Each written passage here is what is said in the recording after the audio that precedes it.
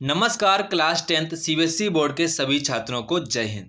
तो बच्चों, क्या आप क्लास 10th में हैं? अगर बच्चों आप लोग क्लास 10th में हैं और यहाँ पर आप लोग सीबीएसई बोर्ड से हैं तो ये आपके लिए काफ़ी ज़्यादा इम्पॉर्टेंट है कि आपको ये पता होना चाहिए कि हमारे सिलेबस में क्या क्या न्यू ऐड किया गया, क्या क्या हटाया गया है, आपको किन किन टॉपिक्स को पढ़ना है, किन टॉपिक्स को आपको ज़्यादा फोकस करना है। तो ये आपके लिए जानना बहुत ही ज़रूरी है। तो आज हम आप लोगों को इस वीडियो में पूरा बताएंगे कि आपको साइंस के जो आपका सब्जेक्ट है उसमें आपको क्या क्या पढ़ना है, किन किन टॉपिक्स को आपको ज़्यादा फोकस करना है और आपको किन किन टॉपिक्स पर कम से कम टाइम देना है, ताकि आप लोग अपने बोर्ड एग्जाम में टॉप भी कर सकेंगे और अच्छे मार्क्स भी ला सकेंगे। तो आप लोग वीडियो को पूरा देखेंगे, हम आपको सबसे आसान भाषा में बताएंगे कि आपको कैसे साइंस के जो आपका चैप्टर रहेंगे उन चैप्टर को आपको कैसे फोकस करना है। ठीक है, तो अगर आप लोग वीडियो पर नए हैं तो वीडियो को लाइक और सब्सक्राइब शेयर जरूर करें। तो बच्चों, सबसे पहले आपका जो साइंस का पेपर कोड रहता है, जो कोड रहता है वो आपका 086 रहता है। तो यहाँ पर इसको आपको कुछ भी फोकस नहीं करना है, यहाँ पर आपको जनरल इंस्ट्रक्शंस दिए जाते हैं, तो हमें इससे कोई मतलब नहीं रहता है। तो यहाँ से हम लोग स्टार्ट करते हैं। तो बाय द वे, जो आपका साइंस का पेपर रहेगा वो बच्चों, आपका साइंस का जो पेपर है आपका 80 मार्क्स का पेपर होता है और आपको 20 मार्क्स आपको इंटरनल असेसमेंट के थ्रू दिए जाते हैं। तो इस पर तो हमारा कोई भी टेंशन नहीं है। यहाँ पर आपके जो आपके टीचर्स हैं उनके साथ आपके साथ कैसा आपका व्यवहार रहेगा उसी के अकॉर्डिंग नंबर दिए जाते हैं। तो आपको इन नंबर्स पर ज़्यादा फोकस नहीं करना है, ये सभी को सभी 20 आउट ऑफ 20 मार्क्स दिए ही जाते हैं।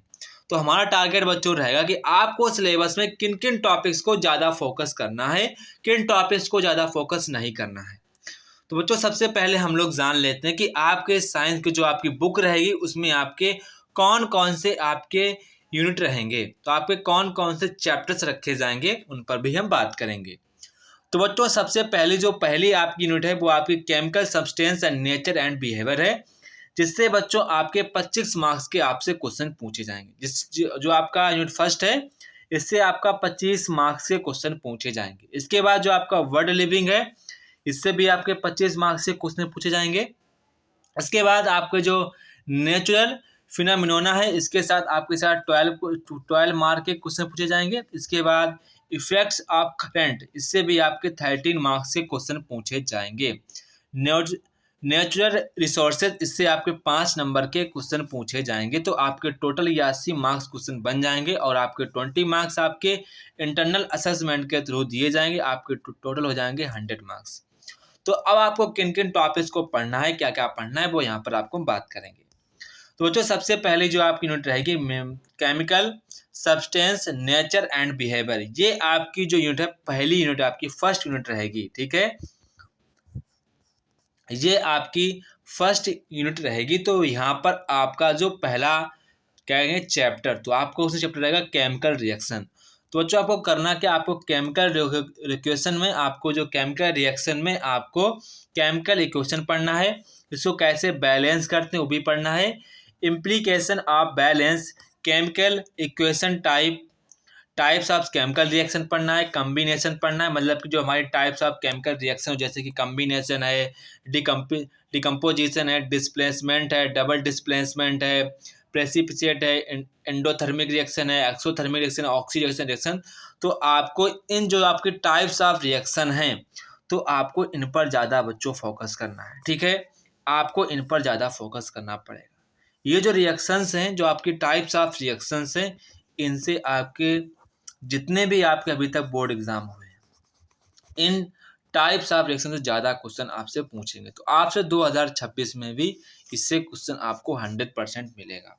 तो आप लोग इन रिएक्शन को अच्छे प्रकार से कंप्लीट करना है। सभी रिएक्शन के आपके 2 एग्जाम्पल भी पता होना चाहिए।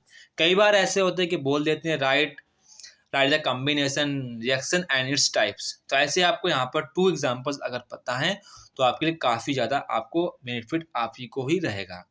तो आप यही टॉपिक आपको सिर्फ पढ़ने हैं।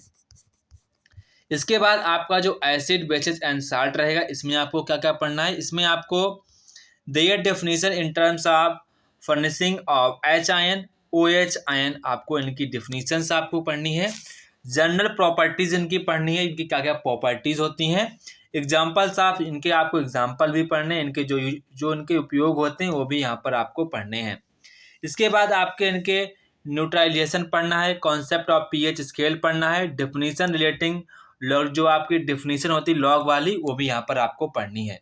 ठीक है, पढ़ लेना बच्चों। आप लोग अगर देखो, अगर आप इसको पढ़ रहे हैं तो आराम से, क्योंकि आप जितने बच्चे हैं जेईई मेंस के, तो जितने बच्चे हैं, कोई बच्चे जेईई की तैयारी करेंगे, कुछ यहाँ पर नीट की तैयारी करेंगे। तो अगर आप इस टॉपिक को पढ़ लेंगे, थोड़ा सा टॉपिक रहेगा, या आप 20 मिनट में पढ़ लेंगे, पर आपके बोर्ड एग्जाम में लॉग वाले क्वेश्चन नहीं पूछे जाएंगे। ठीक है, देखो यहाँ पर लिखा भी है नॉट रिक्वायर्ड। अगर आप इसको पढ़ लेंगे तो आपके जेईई या नीट में इनसे क्वेश्चन आपको ज़्यादा देखने को मिलता है, क्योंकि मैंने जेईई का एग्जाम दिया है तो मुझे पता है कि इस टॉपिक से आपको ज़्यादा क्वेश्चन देखने को मिलते हैं, बाय द वे केमिस्ट्री में।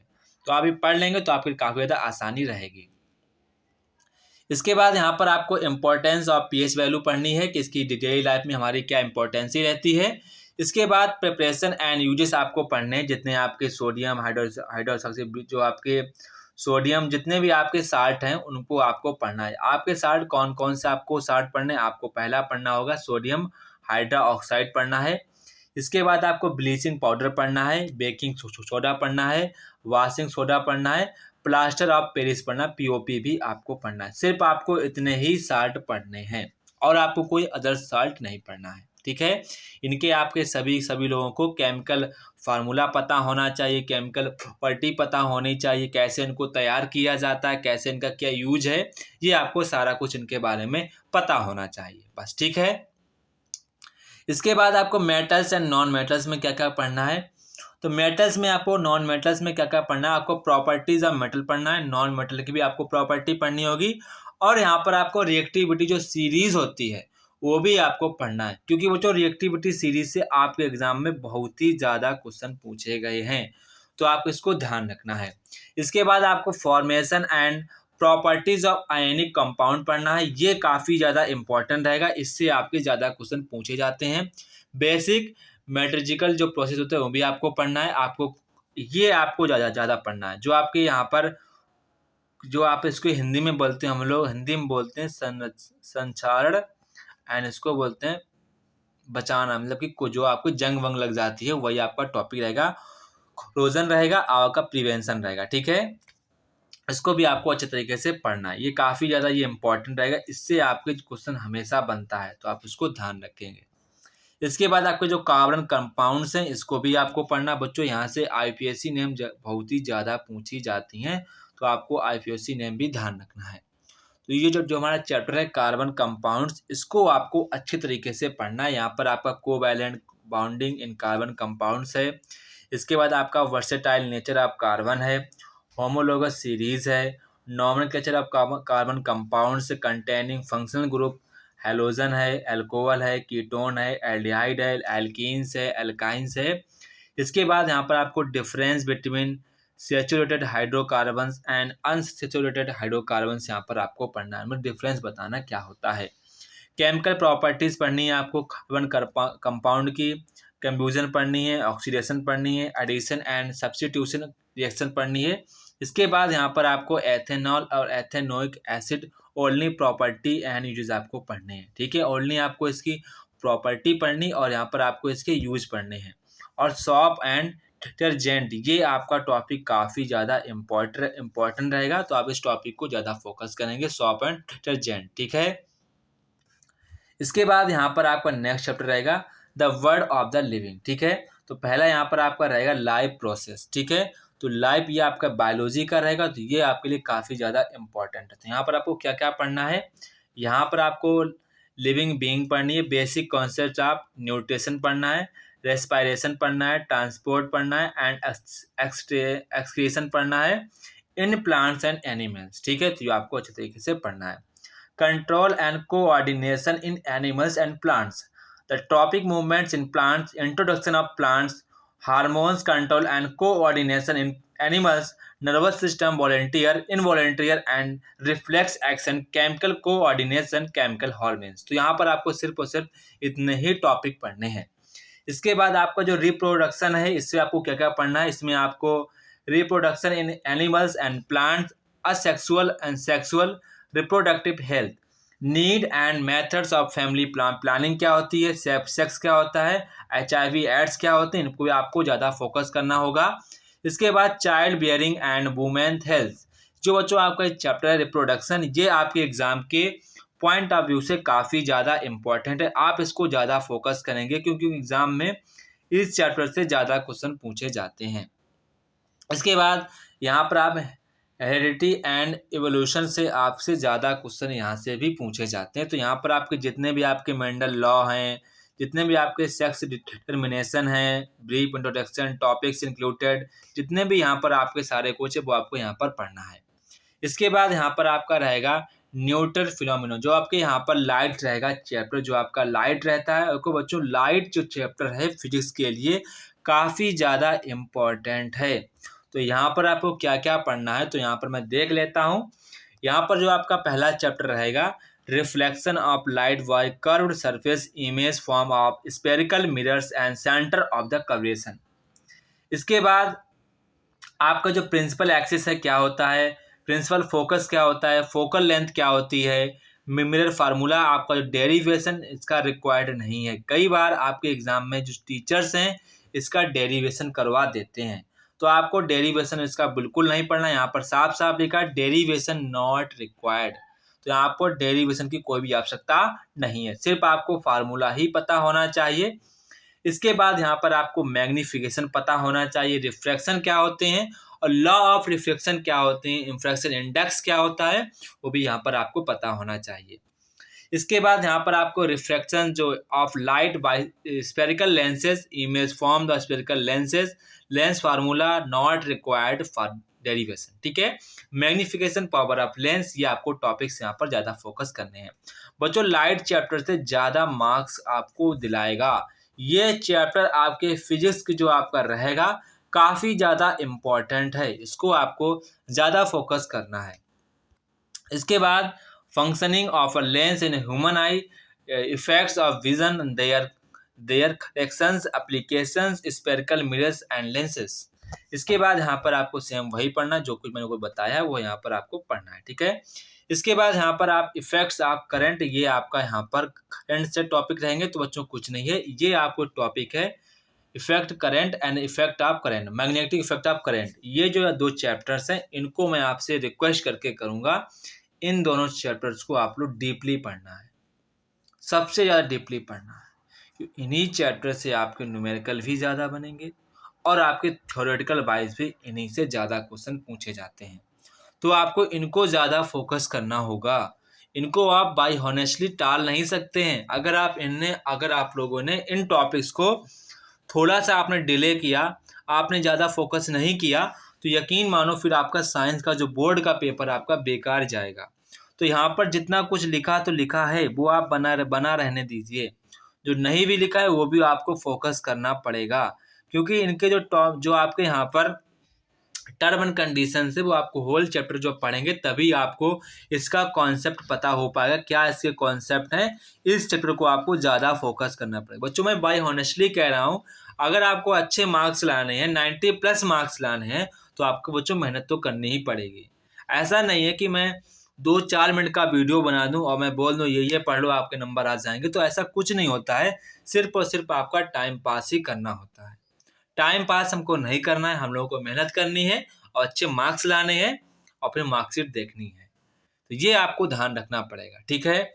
इसके बाद आपके जो यहाँ पर नेचुरल रिसोर्सेज में जो क्या होता है, अगर एनवायरनमेंट्स आप देखेंगे तो यहाँ पर आपको क्या क्या पढ़ना है। यहाँ पर आपको इकोसिस्टम पढ़नी है, एनवायरमेंटल जो आपकी प्रॉब्लम्स हैं वो पढ़नी है, ओजोन डिप्लेशन पढ़ना है, वास्ट प्रोटेक्शन पढ़ना है, वेस्ट प्रोटेक्शन पढ़ना है, एंड देयर सोल्यूशंस क्या क्या होते हैं, बायोडिग्रेडेबल क्या होता है, नॉन बायोडिग्रेडेबल क्या होता है सब्सटेंस, ठीक है।